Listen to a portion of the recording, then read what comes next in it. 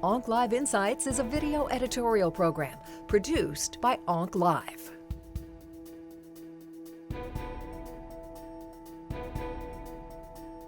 So we looked to three groups to help us with guidelines in terms of standard prophylaxis in the CINV setting.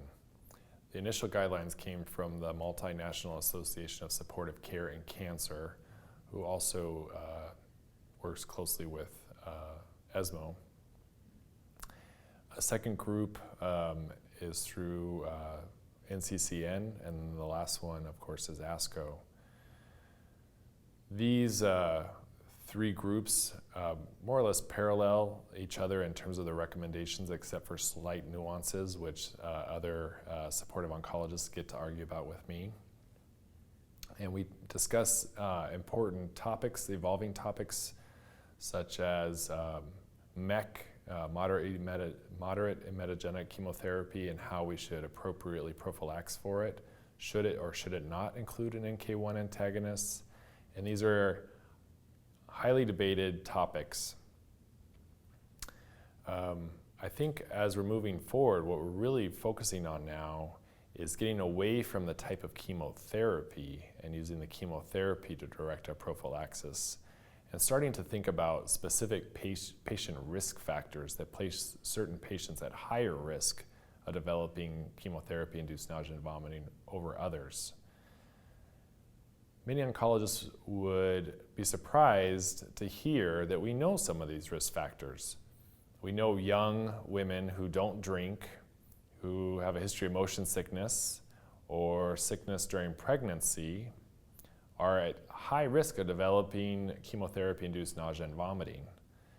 And of course, this group is highly centered in the breast cancer realm. And as a result, when you look at studies of chemotherapy-induced nausea and vomiting, our numbers for complete response in breast cancer are always lower, because this is a very tough group of patients to avoid nausea and vomiting in. We're now looking at individual risk factors that would direct us to potentially adding the NK1 antagonists early on for prophylaxis, rather than waiting for the patient to have a bad experience. So we now are starting to think about individual risk factors that patients have that would lower our threshold for adding an additional NK1 antagonist for prophylaxis. So in young women who don't drink, who have a history of motion sickness, morning sickness, and then who don't drink a lot, low alcohol intake, these are patients that might benefit from the addition of an NK1 receptor antagonist. I'm anticipating that future guidelines will also include patient-specific risk factors, so stay tuned.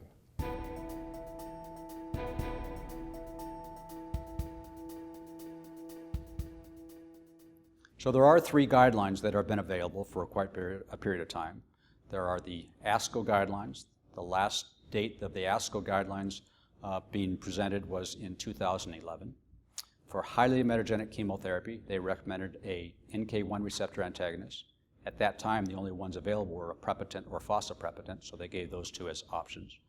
They also recommended a 5-HT3 receptor antagonist, and they listed the four that we had talked about before: granisetron, ondansetron, dalasetron, or palonosetron, without giving a reference as to which one should be used, and also dexamethasone. For moderately metagenic chemotherapy, the Asco Guidelines recommended that palonosetron be used along with dexamethasone. They also mentioned that if an NK1 receptor antagonist happened to have been used in patients with moderately metagenic chemotherapy, then you didn't need to use the more expensive palonosetron, but you could use either of the other three cheaper 5-HT3 receptor antagonists, thinking that the NK1 receptor antagonist would cover for the moderately metagenic chemotherapy. Another guideline that's available is the Esmil guideline. This was last published in 2013. This guideline was quite similar to the Asco guideline. The one interesting thing is that with AC, adriamycin cyclophosphamide, they consider that to be a moderately metagenic chemotherapy regimen. It had been considered a moderately metagenic chemotherapy regimen for a long time, even with Asco guidelines, but Asco guidelines had decided to upgrade it to